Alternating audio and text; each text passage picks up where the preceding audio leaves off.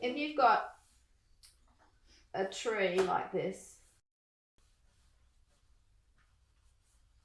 what sort of orientation would you do to paint that one? Talking about portrait versus landscape, which way would you do it? I think you do it almost because of the tree being tall, wouldn't you? This way? Yeah. This one? This way? Yeah. Exactly. You're Yeah. exactly right. So this tree is tall, isn't it? Yes. It's taller than it is wide. Yes. So you usually go, well, I'll just put it into there. Mm-hmm. So you can break the rules a little bit and you can say, oh, I want to create a really lonely tree. You want to think of I want to paint a story of a lonely tree in a big desert. So you just go, oh, here's my desert and here's this beautiful little lonely tree here.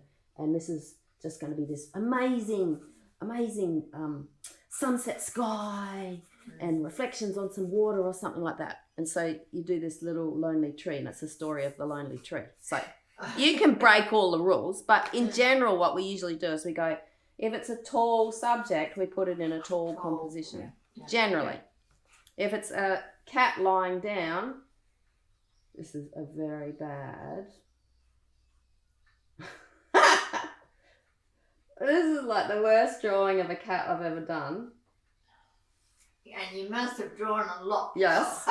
That's his little paws there, snuggling in. There. That's so bad. And it's on video too. Anyway, if you've got this lovely little cat lying down here in the sunshine, which one would you choose usually to do that painting?